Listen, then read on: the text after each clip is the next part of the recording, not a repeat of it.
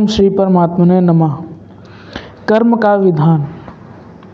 शुभ कर्म करें चाहे अशुभ कर्म करें, कर्म का फल सबको अवश्य भोगना पड़ता है। महाभारत के युद्ध के बाद की एक घटना है। भीष्म पितामह सरस्या पर लेटे हुए थे। महाराज युधिष्ठिर को चिंतित और शोकाकुल देखकर भगवान श्री कृष्ण उन्हें लेकर पितामह भीष्म के पास गए और बोले, पितामह, युद्ध के पश्चात धर्मराज युधिष्ठिर बड़े शोकग्रस्त हो गए हैं, अतः आप इन्हें धर्म का उपदेश देकर इनके शोक का निवारण करें। तब भीष्म पितामह ने कहा, आप कहते हैं तो उपदेश दूंगा, किंतु हे केशव, पहले मेरी शंका का समाधान करें।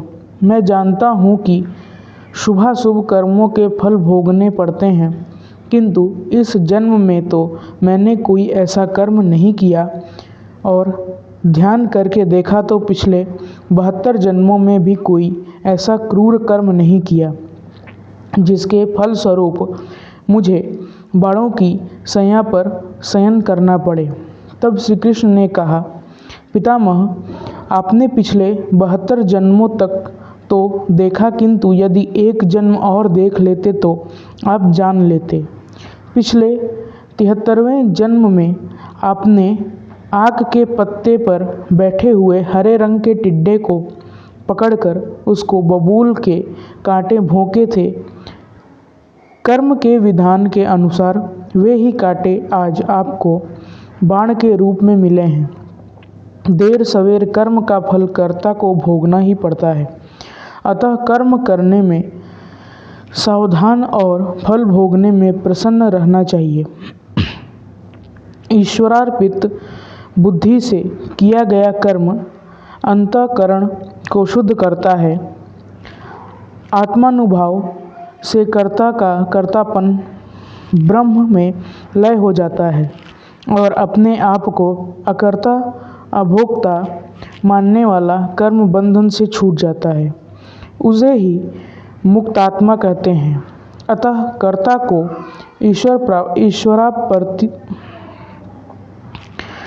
ईश्वर अर्पित बुद्धि से कर्म करते हुए कर्तापन मिटाते जाना चाहिए। कर्मों से कर्मों को काटते जाना चाहिए। जनकादि ज्ञानी जन भी आसक्ति रहित कर्म द्वारा ही परम सिद्ध को प्राप्त हुए थे।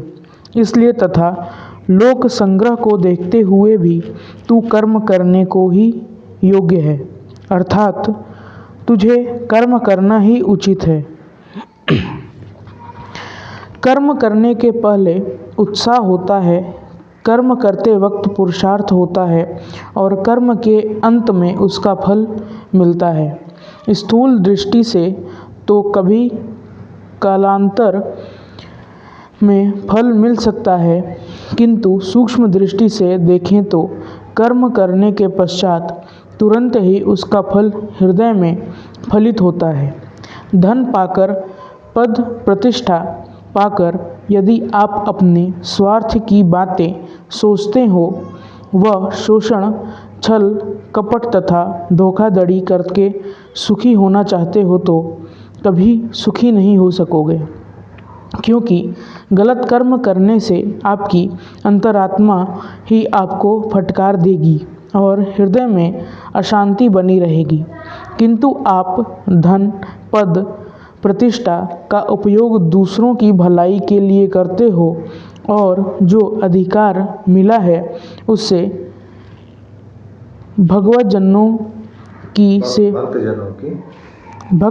की सेवा करते हो तो हृदय में शांति फलती होगी। इसलिए भगवान श्री कृष्ण ने कहा, तू निरंतर आसक्ति से रहित होकर सदा कर्तव्य कर्म को भली भांति करता रह, क्योंकि आसक्ति से रहित होकर कर्म करता हुआ मनुष्य परमात्मा को प्राप्त हो जाता है।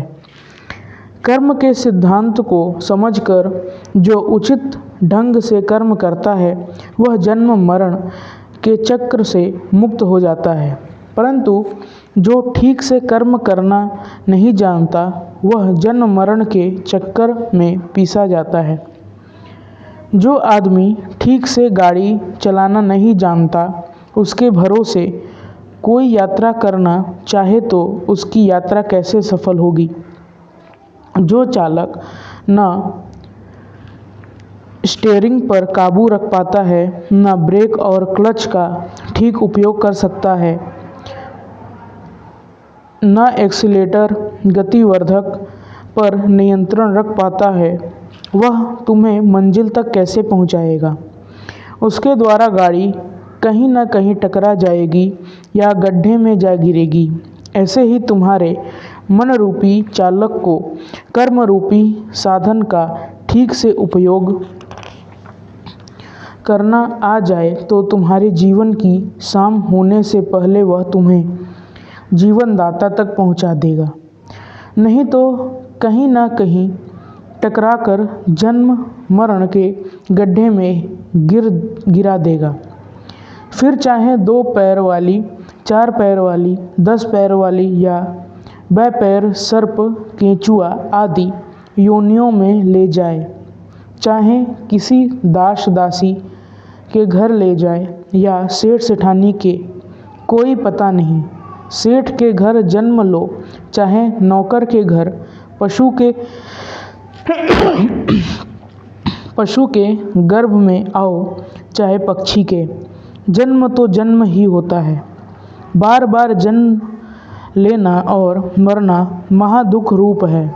मनुष्य जन्म ही एक ऐसा अवसर है जिसमें इस महादुख से छूटने का सौभाग्य मिलता है।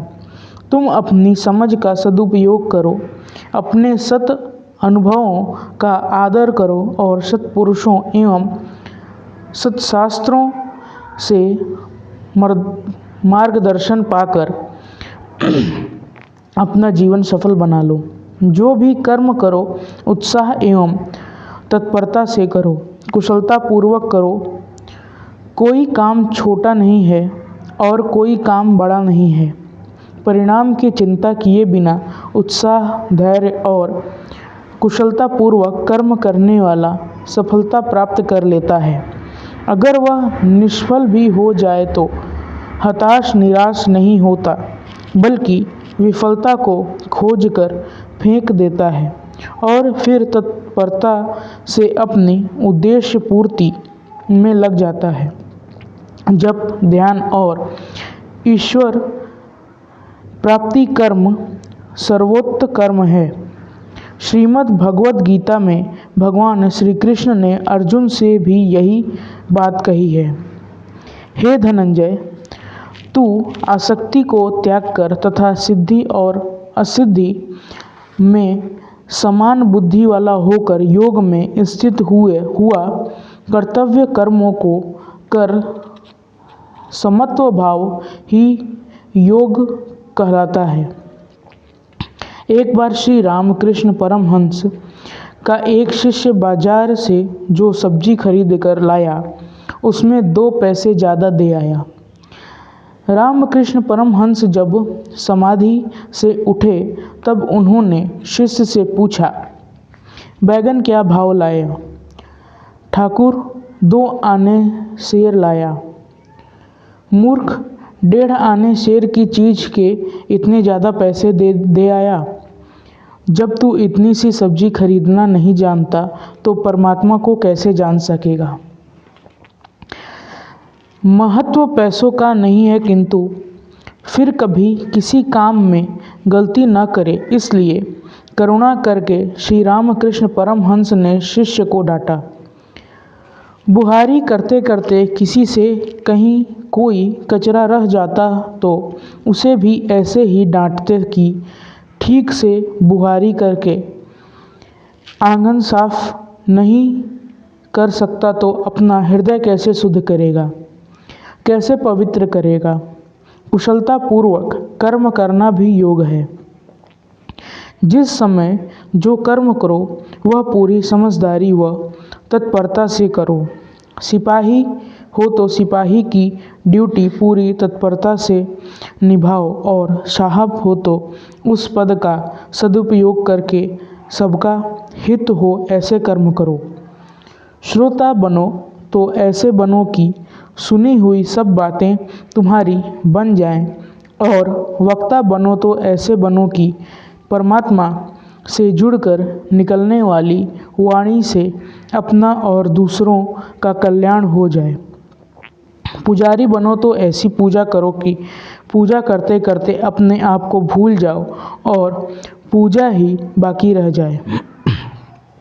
आजकल कई लोग पुजारी, साधु या भक्त का लिबास तो पहन लेते हैं और मानते हैं कि हम पूजा करते हैं, भक्ति करते हैं। ऐसा करके वे अपने स्वाभाविक कर्तव्य कर्म से भागना चाहते हैं। वह पलायनवादी हो जाते हैं, जबकि सच्चा भक्त आलसी, प्रमादी नहीं होता, बुद्धू या पलायनवादी नहीं होता। वह तो कर्म को भी पूजा मानकर ऐसे भाव से कर्म करता है कि उसका कर्म करना भक्ति हो जाता है। जो भक्ति के बहाने काम से जी चुराता है वह तो मूढ़ है। ऐसे लोगों के लिए ही भगवान श्री कृष्ण ने कहा है, जो मूढ़ बुद्धि मनुष्य समस्त इंद्रियों को हठपूर्वक ऊपर से रोककर मन से उन इंद्रियों के विषयों का चिंतन करता रहता है, वह मिथ्याचारी अर्थात दंभी कहा जाता है। ऐसे मिथ्याचारी का जीवन खुद के लिए और समाज के लिए बोझ बन जाता है। हमारे देश में लोगों ने जब से गीता का यह दिव्य ज्ञान भुला दिया है, तभी से कर्म में लापरवाही, पलायनवादिता, आलस्य, प्रमाद आदि खामियां आ गईं, जो इस देश के पतन का कारण बनी। प्रदेश के लोगों के पास भले ही भगवद गीता का ज्ञान नहीं है, किंतु उन लोगों में एक सद्गुण यह तो है कि जिस समय जो काम करेंगे उसमें पूरी तत्परता व दिलचस्पी से लग जाएंगे। पाश्चात्य संस्कृति से हमारी संस्कृति महान है, दिव्य है, किंतु उसकी महानता और दिव्यता का गुणगान करते हुए बैठे रहने से काम नहीं चलेगा। टालम टोली करके काम बिगाड़ने की आदत को शीघ्र ही सुधारना होगा। भगवद गीता के ज्ञान को फिर से आचरण में लाना होगा। भगवान श्री कृष्ण कहते हैं, हे अर्जुन, जो पुरुष मन से इंद्रियों को वश में करके अनासक्त हुआ समस्त इंद्रियों द्वारा कर्मयोग का आचरण करता है, वही श्रेष्ठ है। ओम। तो आपकी कहानी बहुत ही अच्छी थी, लेकिन इस कहानी से आप हमारे विद्यार्थियों को क्या संदेश देना चाहते हैं? इस कहानी से तो हमें कई सारे संदेश मिले हैं, जैसे इस कहानी में बताया कि कोई भी कर्म करो तो उसको पूरी निष्ठा से, पूरे लगन से करो, कि इतना उस काम में मग्न हो जाओ कि काम क्या था वही भूल जाओ। जैसे बताया, उदाहरण दिया गया कि पूजा ऐसा कराओ कि उसमें ऐसे मग्न हो जाओ कि पूजा कि पूरा हुआ कि नहीं वो भी ना याद रहे।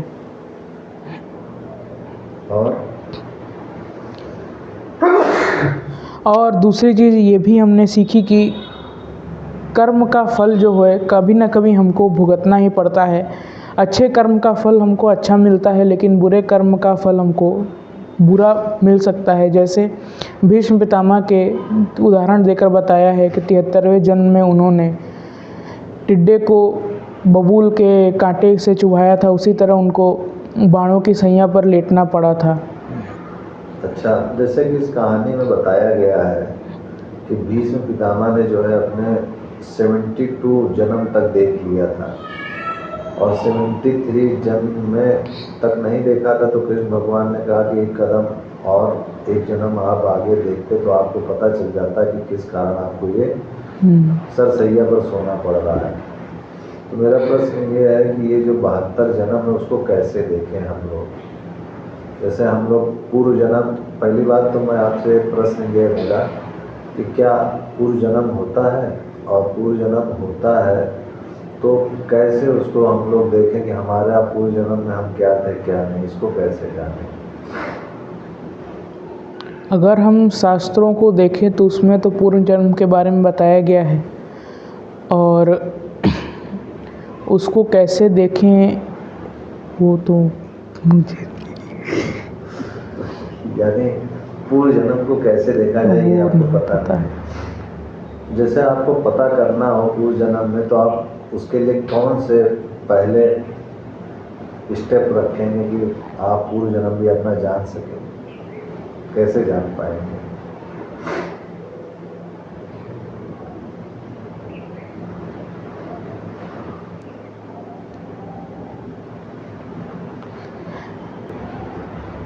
तो कैसे जो है पूर्व जन्म के बारे में कोई जानना चाहे, कैसे जान पाएगा? अगर पहला कदम पूर्व जन्म को जानने के लिए अगर रखना होगा तो उसके लिए ध्यान, मेडिटेशन ये ज़रूरी होगा, करना होगा। और अगर अच्छे से जानना हो तो किसी अच्छे गुरु के पास हमको जाके उनसे ये शिक्षा लेनी पड़ेगी। अच्छा, आपकी नज़रों में क्या कोई ऐसा गुरु है जिनके पास जा कर के हम ध्यान सीख सकें और पूर्व जन्म का ज्ञान अर्जित कर पाए कि हम क्या थे क्या नहीं? मेरी नज़र में तो नहीं। तो फिर अभी आप ही ने कहा कि कोई गुरु है अब किस गुरु को, कोई तो आप सोचे होंगे ना कि किसी गुरु के पास जाएंगे और रिवर्स ध्यान ये सब सीखेंगे। तो आप हमारे विद्यार्थियों को तो बोल तो रहे हैं कि किसी गुरु के पास जाना चाहिए, तो कौन से गुरु के पास जाए?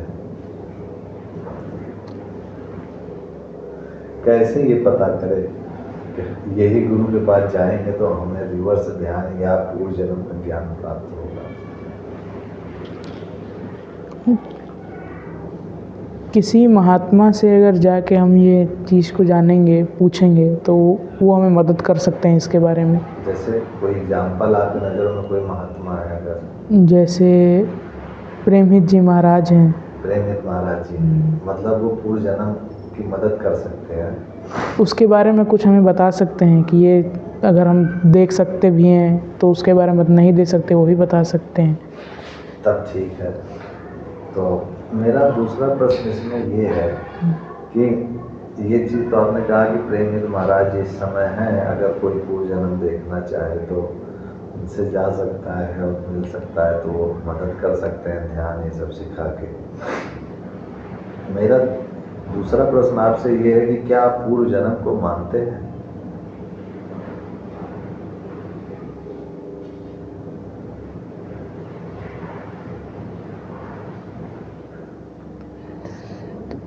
मानते तो पूर्व जन्म को मानते हैं या नहीं? आप अपना पर्सनल बताइए। हम लोग वैसे वही चीज़ मानते हैं जो देखते हैं, लेकिन पूर्व जन्म के बारे में अधिकतर हम सुने हैं या अपने शास्त्रों में पढ़े हैं, तो उस पर पूरी तरीके से विश्वास करना काफ़ी कठिन हो जाता है। मतलब आप मानते हैं कि नहीं, हाँ या ना? पता नहीं। पता नहीं, हाँ या ना में उत्तर दीजिए। हाँ, हम मानते हैं। अच्छा, चलिए, आप मानते हैं, यानी फिर आप कभी आपको जानने की जिज्ञासा हुई तो प्रेमहित महाराज जी के पास जाके आगे आप जी पता करने की कोशिश करेंगे, है ना? चलिए ठीक है, आज के लिए इतना ही।